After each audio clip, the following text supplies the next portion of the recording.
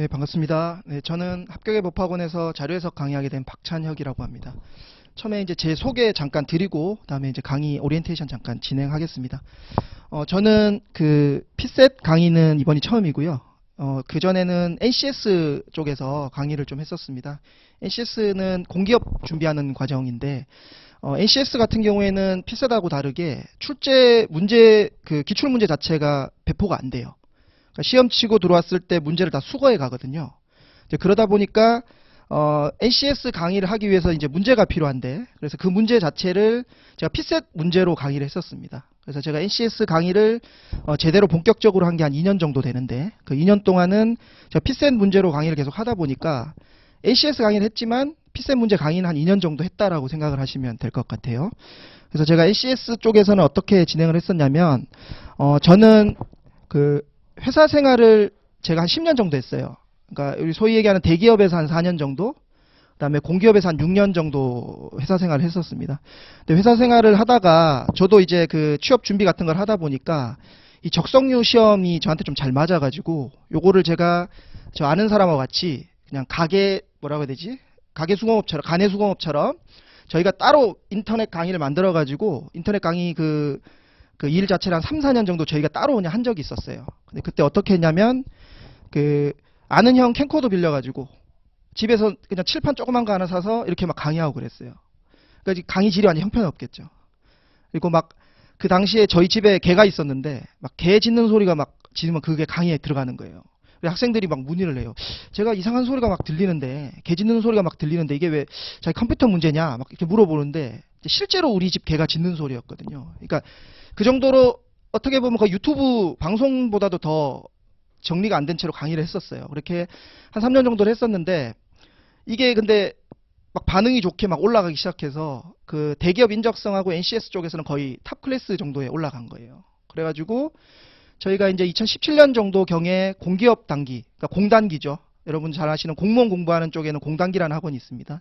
거기서 이제 제의를 받아가지고 가서 이제 얘기를 하다 보니까 공단기에 있는 인적성 매출보다 저희 매출이 5배가 더 많은 거예요. 저희가 그 정도로 조금 지금 현재도 그렇고 NCS나 대기업 쪽에서는 거의 탑 클래스급에 있습니다. 근데 그게 그렇게 됐던 이유가 방금 말씀드린 것처럼 개 짖는 소리가 막 들어갔는데도 불구하고 이렇게 학생들이 호응이 있었던 게, 제가 생각할 때는 제가 강의를 잘해서 그렇다고 생각하진 않고 접근 방법과 풀이하는 데 있어서 방법이 좀 차별화가 됐던 게 주요했던 것 같아요. 그래서 이 합격의 법학원도 피셋 강의에 대해서 제의가 들어왔고, 그래서 제가 이제 여러분들한테 조금 얘기해 드리고 싶은 거는, 네, 일반 강사들은 처음에 차곡차곡 단계를 쌓아서 마지막에 인터넷 강의를 하게 됩니다. 근데 저는 반대로 인터넷 강의부터 시작해서 점점점 내려왔어요.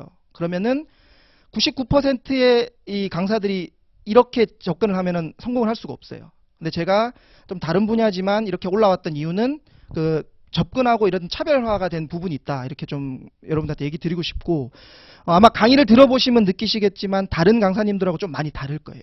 근데 그 다른 부분을 잘 캐치하셔가지고 그렇게 하시면 좀 좋게 진행이 되지 않을까 싶습니다.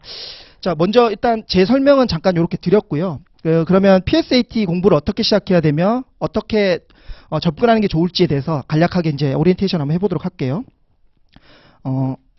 자, 이게 합격 점수입니다. 합격 컷. 그 PSAT 합격 컷인데, 뭐 지금 자료 해석이니까 아마 언어 수강을 하셨으니까 대충 내용은 아실 거니까 간략하게 합격 컷만 설명을 드리면, 일반 행정, 재경, 외교 이렇게 돼 있는데, 합격 커트라인이 낮을 때는 65점. 근데 이건 외교니까 실제로 대부분 일반 행정이나 재경 치신다고 봤을 때는 75점 선에서 85점 선 사이로 왔다 갔다 하는 요 정도 합격 컷이 대부분 형성이 될 겁니다. 근데 이번에 최근에 있는 2019년이 일반 행정 컷이 75점이었어요. 딱 75점. 이렇게 좀 됐었는데, 근데 이게 언어랑 자료랑 상황이랑 합쳐서 낸 점수기 때문에 자료에서 몇 점을 받아야 되는데 이게 딱 있진 않습니다. 딱 있진 않는데, 그래도 이제 이걸 어떻게 좀 적응을 하시는 게 좋으냐라는 생각을 가지고 75점에서 85점 사이에 있으니까 요거를 과목별로 분류를 하면 어떻게 들어갈지에 대해서 잠깐 말씀을 드릴게요. 자, 요거를 잠깐 설명을 드리겠습니다. 사람마다 다르기 때문에 정확하게 몇 점을 받아야 된다 얘기할 수는 없지만, 크게 보면 두 부류가 있을 거예요. 75점을 받아야 된다가 있고 85점을 받아야 된다. 자료 해석에서만 얘기 드리는 겁니다. 자료 해석에서만.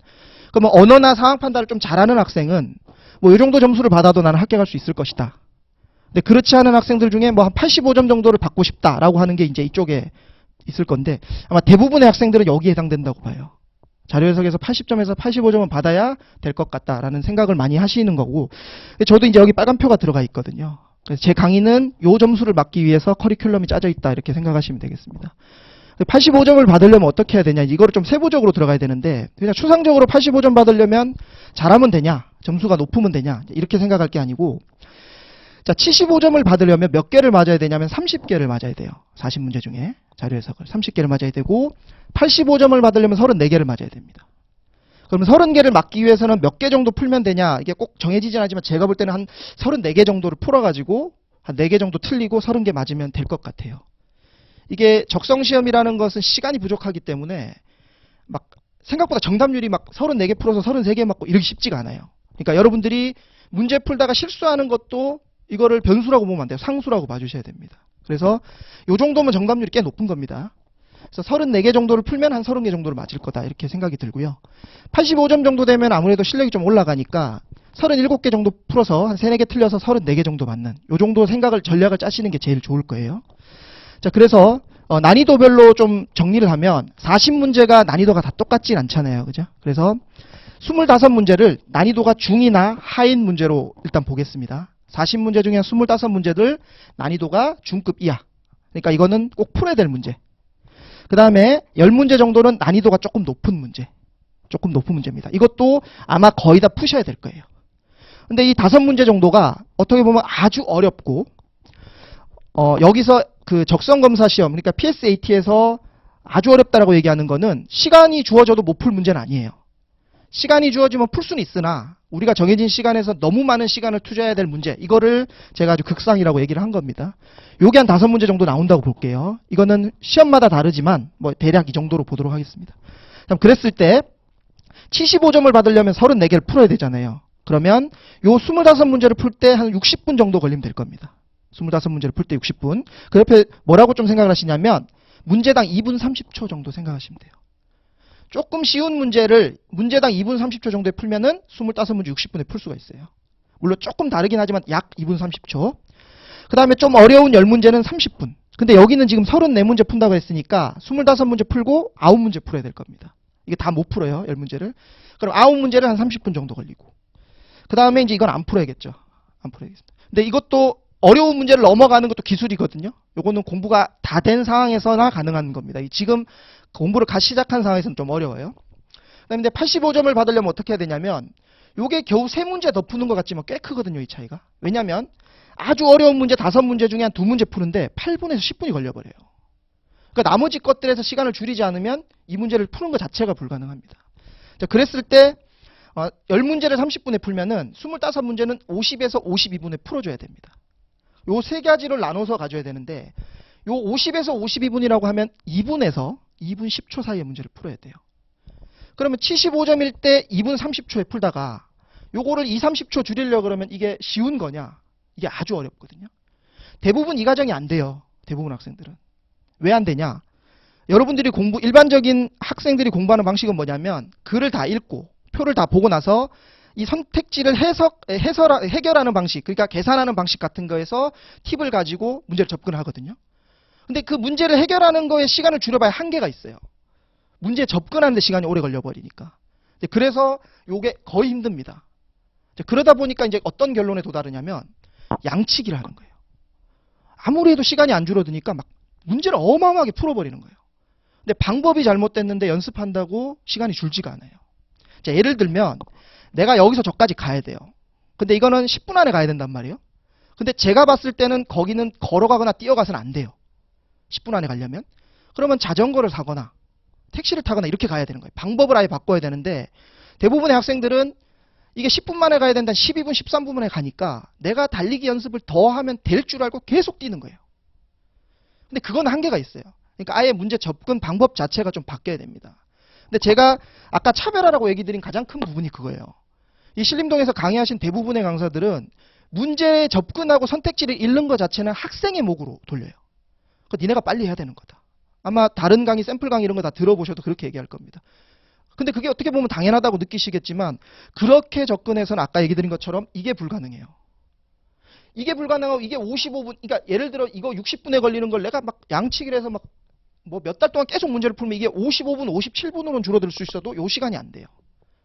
그럼 그 시간이 고스란히 어디로 갔냐면 이거 안 푸는 걸로 가거든요. 그럼 생각을 한번 해보세요. 자, 25문제 풀어가지고, 여기서 이거 두 개 합쳐서 35문제 풀어가지고 34개 맞출 수 있겠어요? 이거 안 풀고 요것만 풀어가지고 90분에 풀면은 35문제 풀 수 있겠죠. 35문제 풀어서 34문제 맞기. 이거는 거의 기적에 가까운 거예요. 그러니까 그래서 제가 요 부분을 조금 더 강조해서 얘기를 좀 드리고 싶습니다. 그래서 우리는 목적이 뭐냐면 이 25문제를 50분에서 52분에 풀고 요 문제를 이렇게 푸는 걸로 목적을 잡고 있습니다. 이렇게 시간을 줄이려면 제가 아까 방법을 달리해야 된다 그랬잖아요. 그 방법의 핵심이 뭐냐면 이거 꼭 여러분들 기억하셔야 됩니다. 모든 제 강의는 거기에 맞춰서 계획이 돼 있어요. 제일 중요한 건 뭐냐면 예측이에요. 예측. 수동적으로 표나 선택지를 읽고 나서 접근하면 그 순간 벌써 늦어요. 선택지를 읽고 이해를 하고 문제를 접근하는 그 시간 자체가 꽤 오래 걸리기 때문에 이 시간 자체를 줄일 수 있는 유일한 방법은 예측입니다. 선택지와 표를 보고 나올 수 있는 선택지와 답에 해당되는 유형들이 예측이 가능해야 돼요. 그럼 그 예측이 가능하려면 뭘 해야 되냐면 물론 제가 강의 때 배우는 것도 해야겠지만은 여러분들이 이게 체화가 되고 그래서 결론적으로는 익숙해져야 돼요. 제가 얘기하는 방식이 체화가 되고 익숙해져야 됩니다. 문제 접근하는 거에 있어서. 그래서 저는 강의 전반적으로 어떻게 흘러갈 거냐면 구성된 표를 보고 이것과 관련돼서 나올 수 있는 선택지들을 여러분들한테 지속적으로 알려드릴 거예요. 그리고 그 선택지에서 이 표와 관련된 주요 표현들을 형광펜으로 계속 칠하게 할 겁니다. 제가 1교시 끝나고 형광펜 나눠드릴 테니까 수업을 진행함에 있어서 계속 주요 선택지 표현들의 형광펜을 칠할 거예요. 한 두세 단어 정도 될 겁니다. 선택지 하나당. 그러면 그 표현들을 계속 반복해서 보셔야 돼요. 그러니까 지금은 그냥 그 정도만 이해하시고 수업 들어가면 이제 무슨 말인지 이해가 되실 거예요. 그래서 결론은 뭐냐면 선택지가 한 줄 쭉 나와 있는 걸 다 읽어서는 답이 없어요. 거기서 나오는 주요 표현들을 익히시면 그 표현만 보시고 선택지가 뭘 의미하는지를 받아들이셔야지만이 이 시간 내에 이걸 풀 수 있는 거예요. 그거 다 읽고 접근하면 계산이 아무리 빨라도 힘듭니다. 자, 그거를 좀 여러분들이 이해를 해주시고 그거에 따라 가지고 제가 그 강의가 목차나 이런 게 다 구별이 돼 있으니까 그거 따라와 주시면 될 것 같습니다. 자, 일단 자 그렇게 자 정리를 하시고 자 그다음에 그러면 이제 이거에 따라 가지고 결론은 표가 어떻게 진행되는지를 좀 보도록 하겠습니다. 자, 먼저 아까 제가 말씀드린 이제 본격적으로 실제 강의라고 생각하시면 되는 오리엔테이션이지만 실제 문제를 풀 때 어떻게 접근해야 되는지에 맞춰 가지고 강의를 한번 진행을 해보도록 할게요. 자, 문제 보시면은 이렇게 보시면 됩니다. 자료 해석은 문제가 있고 표가 있고 선택지가 있어요. 문제가 있고 표가 있고 선택지가 있습니다. 이게 3요소라고 생각하시면 되는데 문제는 그냥 질문에 나오는 거죠. 다음 중 옳은 것 고르시오. 옳지 않은 것 고르시오. 아니면 그 형식 자체가 좀 특이한 것들이 있어요. 그러니까 예를 들면 이런 거죠. 자, 이런 겁니다. 우리가 소위 얘기하는 일반형이라는 건 뭐냐면 다음 중 옳은 것 고르시오, 옳지 않은 것 고르시오라고 된 것들입니다. 대충 문제로 치면 25문제에서 플러스 마이너스 3문제 정도가 나와요. 한 25문제 정도 나온다고 생각하시면 돼요. 그럼 이건 뭐냐면 형식으로는 이렇게 돼 있는 거예요. 자, 보기 중에 옳은 것 고르시오가 있고요. 그 다음에 그냥 1번부터 5번까지 중에 옳은 것 고르시오가 있습니다. 요게 섞여 있습니다. 섞여 있는데 그럼 이거는 결국은 이 과정은 어떻게 풀어야 되냐면 OX로 풀어야 돼요. 맞으면 O, 틀리면 X, 그죠? 이렇게밖에 풀 수가 없어요. 그럼 이거는 25문제 정도가 이렇게 돼 있기 때문에 요거는 요 선지를 어떻게 해결하는지에 대한 공부 방법이 주가 될 겁니다. 요게 주가 될 겁니다. 자, 그 다음에 이거는 그냥 그렇게 공부를 하시면 되는데 특수형이 있어요. 특수형. 이거는 옳은 것 고르시오가 아니고 약간 다른 형태로 질문하는 겁니다. 요게 한 15문제에서 많이 나오면 한 18문제까지 나오는데 요거는 약간 특징이 어떠냐면 쉬운 건 아주 쉽고요. 어려운 건 아주 어려워요. 그러니까 예를 들면 보고서형이나 매칭형 같은 경우에는 아마 여러분들이 이 일반형보다 더 쉽게 푸실 거예요. 왜냐하면은 그 문제에 따른 방식이 있거든요. 그거는 이렇게 접근하시면 되는데 요 표 그래프 변환형이라든지 수리 계산형이라든지 상황 판단형 같은 경우에는 일반형보다도 더 어려운 경우가 많아요. 그럼 아까 제가 말씀드린 극상이라고 하는 건 주로 여기서 나와요. 주로 여기서 주로 나옵니다. 그래서 요거는 요거에 따라서 특수형하고 관련된 문제 해결 방법은 별도로 배우셔야 돼요. 그게 어디 있냐면 저희 교재 7번째, 8번째 파트. 목차에 보시면은 7번째 파트, 8번째 파트에 이게 들어가 있는 거예요. 특수형. 이해되시죠?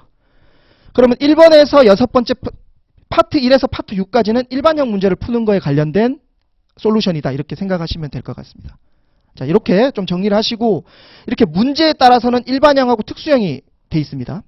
자, 그 다음에 표나 선택지에 관련된 것들, 요거에 대해서 한번 잠깐 얘기를 드리면, 표는 이게 시작이 이게 이제 자료 해석에서 가장 중요한 부분의 시작인데, 자, 표는 목적을 가집니다. 이게 모든 강의 시작입니다. 표는 목적을 가집니다. 이게 여러분들이 표를 만들어 본 적이 있으신가요? 제가 첫 시간에 하는 거는 메모하실 필요 없이 그냥 들으시면 돼요. 그냥 편하게 들으시고 계속 반복이 돼서 나올 거니까. 표를 만들어 본 적이 있으신가요? 언제 만들어 보셨어요? 보통은 그 학교에 레포트 같은 거 낼 때 많이 만들어 보셨을 거예요. 아니면은 보고서 같은 거 만들게 되거든요. 왜 만드냐면 내가 보고하는 사람한테 설득이 더 쉽게 하기 위한 부가 자료가 표입니다. 표나 그래프. 내가 설명하기 제일 쉬운 건 뭐냐면 말이에요. 말로 하는 게 제일 쉬워요. 말로 하는 게. 그러니까 일반적으로 설명할 때 내가 제일 편하다 이거예요. 그 사람을 설득하는 데 쉬운 게 아니고 내가 제일 편하려면 말로 하는 게 제일 좋아요. 내가 제일 편하려면. 그 다음이 내가 불편한 게 뭐냐면 글이에요. 메일이나 편지 같은 걸 보내는 게 그 다음으로 내가 편합니다. 그러니까 효율을 얘기하는 거 아니에요. 설득을 잘할 수 있는 방법이 아니고 그냥 내가 편한 거. 내가 제일 힘든 게 표나 그래프 만드는 거예요.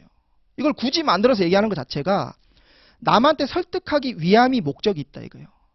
그러면은 반대로 한번 얘기를 해볼게요. 표의 목적과 관련된 선택지가 나오면 중요한가요? 표의 목적과 관련된 선택지가 나오면 너무 당연하게 중요하겠죠. 아닌가요? 이 표의 목적이 있어요 분명히. 근데 그 목적과 관련된 선택지가 나오면 1번부터 5번까지 중에 그런 표의 목적과 관련된 선택지가 하나 있으면 그 선택지는 나머지 선택지와 동일하게 봐줘야 될까요? 좀 더 중요하다 이거예요. 목적이 있으니까. 근데 표의 목적에 관련된지를 어떻게 판단할 수 있느냐? 그 중요한 키워드가 뭐냐면 표의 종류입니다. 자, 표의 종류. 자, 보도록 하겠습니다. 표의 목적 및 종류가 있습니다. 표의 목적 및 종류. 자, 하나 제가 예를 들어 드리면 이런 게 있어요. 여러분들이 원 그래프 그려본 적 있나요? 원 그래프. 원을 이렇게 해서 비율에 관련된 원 그래프 그려본 적 있으신가요? 초등학교 때 시간표 짤 때 아마 그려보셨을 거예요. 그래서 뭐 이렇게는 뭐 이런 식으로 해서 그려본 적이 있으실 겁니다. 자, 그러면은 이 그래프는 왜 그리느냐? 이걸 왜 원 그래프를 썼느냐라고 하면 목적이 뭐냐면 내가 잠을 얼마나 자고 공부를 얼마나 하는지 그 비중을 파악하기 쉽게 하기 위한 게 원 그래프입니다. 맞나요? 그러면 원 그래프가 나왔다 그러면은 우리는 어떤 선택지를 기대할 수 있냐면 비중과 비율과 관련된 선택지를 기대할 수가 있는 거예요. 그게 목적과 부합됐기 때문에 답이 될 확률도 높습니다. 다만 우리가 문제를 푸는 과정이니까 요까지 더 이해를 해주셔야 돼요. 뭐냐면 여기서 잠자는 시간이 있고 이게 공부하는 시간이에요. 이게 공부하는 시간이라고 치면은 이게 잠자는 시간이고 이게 공부하는 시간이라고 치면은 잠자는 시간이 많아요? 공부하는 시간이 많아요? 잠자는 시간이 너무 더 많겠죠. 그럼 문제 너무 쉽잖아요. 문제 푸는 사람들 입장에서. 그래서 출제자들이 어떻게 변형을 하냐면 서로 위계가 다른 두 원을 주거나, 그러니까 예를 들어 원이 두 개가 있는데 이 원은 세계에 대한 자료고 세계 인구, 여기 원 안에 있는 거는 OECD 인구, 이런 식으로 서로 위계를 달리 만들어줍니다. 서로 위계가 다르면 요거를 적절히 변형을 해서 계산을 해줘야 되니까. 근데 어찌됐든 간 중요한 거는 비중과 비율에 관련된 문제가 나와요. 그 다음에 꺾은 선 그래프가 이렇게 막 있다고 칠게요. 꺾은 선 그래프. 요게 뭐 대선 지지율 뭐 이런 거라고 치면은 꺾은 선 그래프의 목적은 뭘까요? 첫 번째, 증가 감소 유무를 보기 쉽게 하기 위한 게 목적이에요. 자, 이걸 보면 이 사람은 전체적으로 지지율이 오르고 있는지 내리고 있는지가 쉽게 판단이 되잖아요. 이 사람은 지지율이 내리고 있고 이 사람은 오르고 있다는 게 판단이 되잖아요. 첫 번째. 두 번째는 이 꺾은 선 그래프가 두 개가 나온다는 거는 두 사람 간의 차이가 어떤지를 물어보는 게 또 목적일 거 아니에요. 맞나요? 그럼 나중에 꺾은 선 그래프 때 제가 알려드리겠지만 꺾은 선 그래프의 목적은 1번, 둘 간의 차이를 보는 게 첫 번째 목적입니다. 두 번째 목적은 뭐냐면 증가 감소 유무를 보는 게 두 번째 목적이에요. 따라서 꺾은 선 그래프가 나왔을 때 우리가 생각해야 될 주요 선택지는 차이와 증가 감소 유무가 되는 거예요. 그러면 결국은 이런 건 제가 예시를 설명을 해드리려고 한 거고, 그럼 여러분들한테 제가 얘기 드리고 싶은 건 이거예요. 그러면 우리가 이 표와 아까 얘기 드린 것처럼 표의 목적과 종류가 목적 및 종류가 중요한데 표의 목적은 한 번에 안 보인단 말이에요. 근데 그게 어느 걸 통해서 유추할 수 있냐? 표의 종류를 통해서 유출할 수 있는 겁니다. 아까 말씀드린 것처럼 원 그래프를 만든 것 자체, 이 형태 자체에 표의 목적이 숨어 있는 거예요. 따라서 표의 종류를 보면 목적이 유추가 되고 그 목적과 관련된 게 선택지에 나온다. 이렇게 생각하시면 되겠습니다. 그래서 아까 제가 이전에 잠깐 설명을 드리면서 이렇게 얘기 드렸어요. 그 표에는 표가 있고 선택지가 있는데 둘간이 서로 연관이 돼 있을 것이다. 이렇게 얘기 드렸어요. 그랬을 때 이 표에 해당되는 형식과 특징에 맞는 주요 선택지들을 배운다면은 여러분들이 선택지를 읽는 데 시간도 엄청 줄어들 수 있을 것이고 거기서 주요한 선택지를 또 찾을 수가 있을 겁니다. 자, 그래서 아까 지금 설명드린 것처럼 다시 이 부분으로 돌아가면 이게 뭐냐면 결국은 주요 선택지예요. 주요 선택지. 요거는 좀 메모를 좀 해주세요. 요건 주요 선택지입니다. 주요 선택지라고 하면 일단은 중요하다 정도만 알려두시고 중요하다. 요건 중요하다. 그 다음에 답이 될 확률이 높으냐 낮으냐 이런 거는 추후에 부가적으로 설명을 드릴게요. 그래서 첫 번째 제일 중요한 건 뭐냐면 표의 목적 및 종류예요. 그러니까 이거를 판단한 사람은 선택지를 읽을 때 접근 방법이 다르겠죠. 근데 이게 없으면 어때요? 1번부터 5번까지 그냥 쭉 읽을 수밖에 없어요. 자, 그래서 첫 번째는 표의 목적 및 종류. 두 번째는 뭐냐면 이거는 산출 가능이에요. 산출 가능. 이게 얼마나 중요한 거냐면 자, 이렇게 좀 보도록 하겠습니다. 만약에 이런 게 있다고 칠게요. A는 B분의 C라고 된 게 있다고 칠게요. 이게 당구장 마크 같은데 식으로 나와 있다고 쳐볼게요. 이렇게 돼 있어요. 근데 표에서 A도 알려줬어요. 표가 A가 있어, 표에. 근데 표에 또 C가 있어. 그러면은 B 물어볼까요? 안 물어볼까요? 물어볼 수도 있고 안 물어볼 수도 있나요? 이게 만약에 표에 당구장 마크의 식이 A는 B분의 C라고 돼 있고 표 내 세부 항목에 A도 있고 C도 있어요. 그러면은 B는 물어볼까 안 물어볼까요? 모르는 건가요? 100% 물어봐요. 왜냐면 이 B를 안 물어보려면 굳이 식을 이렇게 써줄 필요가 없거든요. 그러면 우리가 결론 여기서 뭐를 얘기할 수 있냐면 뭐를 생각할 수 있냐면 이 B는 우리가 산출이 가능하다라고 생각을 하시면 됩니다. 우리가 계산을 하거나 다른 과정을 통해서 구할 수 있잖아요. 자료 해석에서 제일 중요한 것 중에 하나가 이 산출 가능한 부분이에요. 산출이 가능하다 그러면 얘는 무조건 중요한 거예요. 무조건. 내가 그러니까 쉽게 보면 이렇게 생각하시면 돼요. 내가 머리를 한 번이라도 써야 되는 거면 다 중요해요. 머리 안 쓰고 기계적으로 하는 건 좀 덜 중요해. 그러니까 이렇게 산출이 가능한 이 B 항목은 아주 중요할 거고요. 앞으로 저랑 수업하면서 서로의 약속을 할 건데 별표를 표시하는 거는 무조건 저 주요입니다. 별표를 표시하는 건 무조건 주요예요. 그래서 A는 B분의 C에서 A하고 C를 알려주면 B를 물어보고 A하고 B를 알려주면 뭘 물어볼까요? C를 물어보겠죠. 맞나요? 그럼 선택지에서 이 B라는 단어를 찾아서 별표 표시를 먼저 하셔야 돼요. 1번부터 5번까지 쭉 있을 때 예를 들어 1인당 GDP라고 치면 이게 1인당 GDP고 그쵸? 요게 인구수고 이게 GDP예요. 근데 GDP랑 1인당 GDP를 알려줬어요. 만약에 자, 인구수랑 1인당 GDP를 GDP랑 1인당 GDP를 알려줬으면 인구수 물어보겠죠. 그러면 선택지에 인구수에다가 인구수라고 된 단어에 빨리 별표를 쳐주셔야 돼요. 그러면은 2번하고 4번에 별표가 있으면 2번하고 4번이 주요 선택지가 되는 거예요. 그런 과정으로 청해 가셔야지 읽어보고 이게 뭐지라고 하는 순간 벌써 그거는 절대로 시간 내에 풀 수가 없어요. 빠른 시간 내에 우리가 목적한 점수를 얻을 수가 없습니다. 세 번째는 표의 특징인데 표의 세부 특징. 이거는 앞에 있는 두 개에 비해 좀 짜잘짜잘해. 표가 약간 특징이 있는 표들이 있어요. 이건 아까 말씀드린 것처럼 뭐 이런 거죠. 순위와 관련된 표가 있어요. 뭐 표 제목이 뭐뭐뭐 상위 10개 이렇게 돼 있어요. 그러면 순위와 관련된 문제가 나올까요?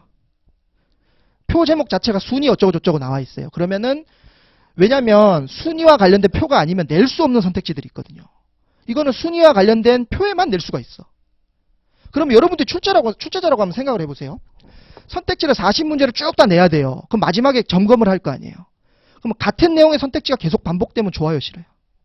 싫잖아요. 다양해야 되잖아요. 그러다 보면 역설적으로 어느 표에나 다 낼 수 있는 선택지가 있고 이 표에만 낼 수 있는 선택지가 있거든요. 그러면 이런 표의 세부 특징에 따른 선택지가 주요 선택지가 되는 거예요. 자, 다시 그럼 아까 방금 말씀드린 어느 표에나 다 낼 수 있는 선택지가 뭐냐? 이쪽으로 갈수록 그게 더 심해지는 거예요. 예를 들면 사실확인이라는 거는 제가 그냥 사실확인이라고 쓰는 건데 그냥 읽어보면 알 수 있는 내용입니다. 오지선다라 그러면 보통 1개에서 2개, 많으면 3개까지도 사실확인이 나올 수가 있어요. 사실확인은 제가 앞으로 수업하면서 사실확인이라고 얘기하고 특별한 그게 없으면 그냥 넘어갈 거예요. 왜냐면은 이건 해설하기도 민망해. 매년 증가했다라고 돼 있는데 보면 그냥 매년 증가한 거야. 중요하지 않죠? 그러니까 출제자 입장에서 그냥 이거는 읽으면 그냥 끝나는 부분입니다. 그리고 요 사이에 있는 것들이 뭐냐면 계산 문제. 근데 계산은 뭐 이런 얘기 하는 사람들이 있어요. 계산은 중요하지 않다. 계산 연습하지 마라 라고 하시는 분이 있고, 또 어떤 분들은 계산 연습을 해야 된다라고 얘기하는 분들도 있어요. 근데 그 두 분들의 얘기를 들어보면 똑같은 얘기하고 있는 거예요. 무슨 말이냐? 자료 해석에서 자, 다음 중 증가율은 몇 %인가? 라고 묻는 문제는 없어요. 다음 뭐 A는 전년 대비 증가율이 15.2%이다 라고 해서 맞는지 틀린지 구하는 문제 없어요. 다 어떻게 나오냐면 전년 대비 증가율은 20% 이상이다. 또는 전년 대비 증가율은 A가 B보다 크다. 그러니까 서로 둘을 비교하는 선택지가 거의 99%입니다. 그러다 보니까 우리가 주로 해야 되는 계산은 뭐냐면 덧셈 계산이 아니고 덧셈 비교. 분수 계산이 아니고 분수 비교. 곱셈 계산이 아니고 곱셈 비교예요. 그러니까 아까 다시 처음으로 돌아가면 계산 연습 필요 없다라고 얘기하는 사람의 결론은 뭐냐? 계산하지 말고 비교하는 연습을 하라는 거예요. 비교하는 연습. 그리고 계산 연습해야 된다라고 얘기하는 사람은 결론은 뭐냐면 그러니까 덧셈 비교, 분수 비교, 곱셈 비교에 관련된 계산을 연습해라라는 거예요. 그러니까 이 비교하는 거를 계산으로 인지하느냐 안 하느냐 차이일 뿐이거든요. 근데 그거 여러분들이 그 중요한 거 아니잖아요. 그래서 결론적으로는 저는 이거 계산이라고 봐요. 비교하는 과정도 계산이라고 보거든요. 그래서 이거에 관련된 강의 내용에서 아마 내일 분수 비교를 배울 거고 그 다음날 덧셈 비교, 그 다음날 곱셈 비교를 배울 거예요. 그래서 그것과 관련된 것들을 배우고 연습을 좀 해주셔야 돼요. 제가 볼 때. 그래서 제가 계산 연습 자료를 나눠 드릴 거거든요. 근데 이게 뭐 아마 조금 공부하시면 들으실 건데 뭐 비타민이나 이런 거 들으실 거예요. 근데 그런 내용 계산 연습하는 그 교재가 있거든요. 근데 제가 아마 나눠 드리면 보시면 아시겠지만 아마 그것보다는 훨씬 더 효율성이 좋을 거예요. 그거는 제가 분수 비교 수업을 하면 나눠 드릴게요. 그걸 보시면서 연습하시면 될 겁니다. 자, 근데 이렇게 봤을 때 제가 다시 한번 처음으로 얘기 드리면 40문제에 대한 선택지를 구성을 할 건데 아까 얘기한 것처럼 다양하게 선택지를 구성하고 싶을 거 아니에요. 출제위원은. 그죠? 그럼 그 중에 답도 다양해야 되겠죠. 무슨 말이냐? 사실 확인에 대한 것만 40문제가 다 이게 답이 나오면 안 되겠죠. 이해되세요? 답이 다양한 게 일단 중요합니다. 답이 이것저것 다양하게 나와야지. 왜냐하면 해설을 출제하는 사람들은 문제를 내고 답에 해당되는 선택지만 쭉 다 모을 거예요. 근데 답에 해당되는 선택지가 너무 단순하면, 그러니까 너무 한 방향으로 딱 쏠리면은 별로 안 좋아하거든요. 다양화시켜야 돼요. 그리고 이 세 가지를 놓고 봤을 때 이 세 가지 중에 뭐가 제일 어려울까요? 제일 좀 고차적인 과정이니까 1번, 2번, 3번. 여기라고 생각하시나요? 어떨까요? 뭐가 제일 어려울까요? 산출하기, 만들어내기가. 이게 제일 어려워요. 그 다음에 이거고, 물론 상황에 따라 다르지만 이게 그 다음에 두 번째. 순서는 이렇게 내려갈수록 쉬워진다고 보시면 될 거예요. 그래서 제가 하나 물어볼게요. 여러분들이 실컷 문제를 냈어요. 사실 확인을 답으로 하고 싶어요? 아니면 여기를 답으로 하고 싶어요? 이건 인지상정인 거예요. 이거 너무 당연한 거예요. 이게 지금 제가 얘기 드리는 과정은 조금 더 그런 경향이 크다지 여기서 답이 다 나온다가 아니에요. 조금 더 그런 경향이 더 크다는 거예요, 일단. 자, 그래서 결론적으로는 답은 다양하게 해야 되고 그 다음에 답이 될 확률이 높은 거는 조금 더 어려운 과정인 게 좋으니까 이 위쪽으로 갈수록 아래쪽보다는 답이 될 확률이 조금 더 높아집니다. 그리고 일로 내려갈수록 좀 더 쉬워지겠죠. 자, 그러면은 제가 하나 물어볼게요. 이 전체 선택지 중에 여기에 해당되는 게 한 70%가 돼요. 여러분들이 시험 치는 선택지의 70%가 여기에 해당되고 한 30% 정도만 여기에 해당되거든요. 그럼 답을 뽑아보면 여기가 높을까요? 여기가 높을까요? 1번, 2번. 여기가 높아요, 답은. 그러니까 여기가 출제되는 선택지가 워낙 많다 보니까 여기가 답이 될 확률도 높지만 상대적으로 하나하나당 놓고 답이 될 비중을 놓고 얘기하면 얘는 나오면 예를 들어 오지선다 중에 이쪽은 한 선택지당 한 30% 정도가 답이 될 수 있다. 이렇게 생각하시면 될 것 같아요. 원래 5등분 하면 20%씩 돼야 되잖아요. 그죠? 근데 주요 선택지가 예를 들어 2개가 나왔어요. 그러면 요 2개에 해당되는 게 각각 30%라고 치면 이게 한 60% 답이 되고 나머지 3개에서 40% 답이 된다고 생각하면 요 차이 꽤 큰 겁니다. 그러니까 제가 얘기 드리는 건 그럴 경향이 크다. 이 정도고 저희 교재는 전부 기출문제로 구성이 되어 있기 때문에 제가 강의하면서 설명해 드리면 그 과정이 좀 이해가 되실 거예요. 자, 그러면 요 내용을 이해하시고 이제 제일 중요한 겁니다. 어떻게 보면 제일 중요한 건데 핵심적인 내용인데 자, 아까 이렇게 돼 있었거든요.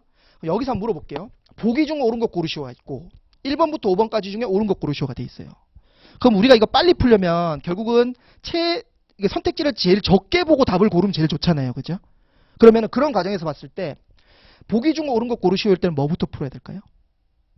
아까 그 뒤에 있는 표 중에 여기가 이렇게 볼게요.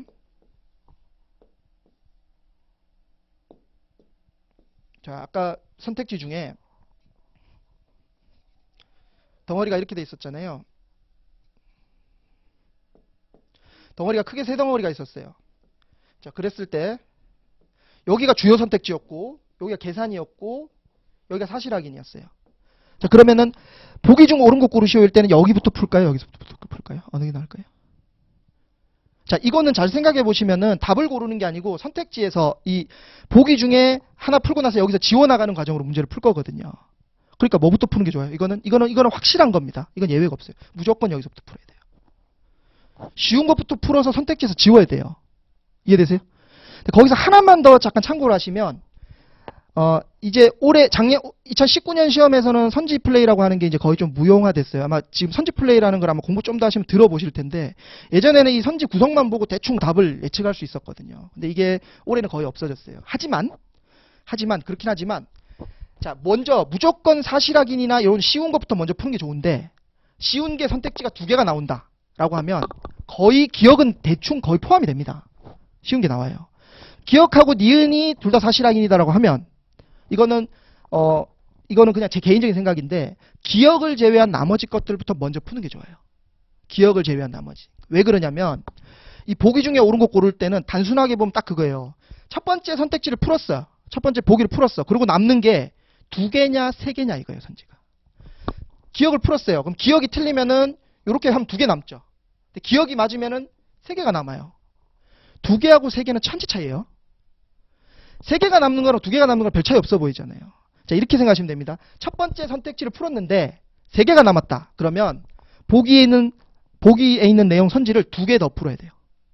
운이 좋으면 하나만 더 풀어도 풀 수 있겠지만 2개 더 풀어야 돼요. 그 얘기는 뭐냐면 보기 중에 기억, 니은, 디귿, 리을 중에 3개는 풀어야 된다는 소리예요. 근데 이건 운이거든요. 근데 잘 풀었는데 3개가 날라갔어. 2개만 남았어. 그러면 하나만 풀면 돼요. 하나만. 그 하나도 예를 들어 답이 3번하고 5번이면은 디귿 꼭 풀어야겠죠. 그죠? 근데 만약에 4번, 5번이 남으면 기억이나 니은 중에 내가 풀고 싶은 거 풀어도 돼요. 그러니까 꼭 뭐를 풀어야 된다는 게 아니고 내가 원하는 걸 풀 수 있는 경우도 꽤 생깁니다. 예를 들어 이런 거죠. 기억, 니은이 있고 기억, 디귿이 있어. 기억은 확실해. 그럼 니은, 디귿 중에 내가 풀고 싶은 걸로 풀어도 된다는 소리예요. 그러니까 이거는 엄청 큰 건데 이건 다 운이거든요. 그냥 운이고 확률인데 그런 확률로 봤을 때 기억을 풀어갖고 그렇게 좋은 기억을 가진 문제가 별로 없어요. 그건 출제자도 아는 거예요. 기억 하나 엄청 쉬운 건데 풀었더니 선지가 2개밖에 안 남네? 그럼 내가 실컷 공들여서 만들어 놓은 문제를 안 풀고도 답을 찍게 해줄 수 있으니까 괘씸은 아니지만 좀 그렇잖아요. 그러니까 중요한 거는 난이도별로 여기를 먼저 푸는 게 더 중요하고 만약에 기억, 니은, 디귿, 리을이 있는데 사실 확인이 기억밖에 없으면 기억부터 푸세요. 근데 사실 확인이 2개 있다 그러면 굳이 기억부터 풀 필요는 없다는 거예요. 그 정도만 생각하시면 돼요. 그래서 보기 중에 옳은 거 고르시올 때는 핵심은 쉬운 것부터. 그 다음에 옳은 것 고르시오, 옳지 않은 것 고르시오는 이 5개 중에 답이 하나예요. 그러면 이거는 풀 때 마음가짐은 답이 될 확률이 높은 것부터. 답이 될 확률이 높은 건 아까 얘기 드린 것처럼 이쪽으로 갈수록 높아집니다. 그래봐야 30%이 정도지만 그래도 이왕이면 이쪽으로 먼저 푸시는 게 좋겠습니다. 그럼 이 과정, 지금 방금 제가 얘기 드린 과정이 하루아침에 되는 것 같아요. 이거는 제가 수업을 하면은 아마 제가 기초인문 과정 수업 들으면 무슨 말인지는 충분히 이해하실 수 있어요. 근데 그게 체화가 안 되면 힘들어지거든요. 그러니까 이 과정은 공부가 좀 필요한 과정입니다. 그렇게 좀 생각하시고 이것에 맞춰서 모든 커리큘럼이 이루어져 있다라고 생각하시면 되겠습니다. 그래서 문제 해결하는 것하고 접근하는 것 같이 들어간다라고 보시면 좋을 것 같아요. 자, 그러면은 요거에 맞춰서 자, 일단 자, 문제를 실제적으로 풀면서 한번 보도록 할게요. 문제를 실제로 풀면서 한번 적응을 한번 해보도록 하겠습니다. 그 첫 번째 파트는 알 수 있는 것하고 없는 것 나눠놨거든요. 알 수 있는 것하고 없는 것 나눠놨습니다.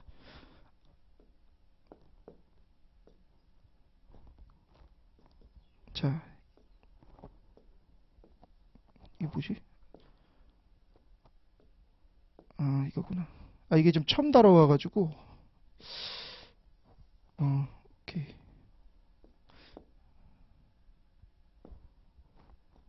네, 이걸로 하고.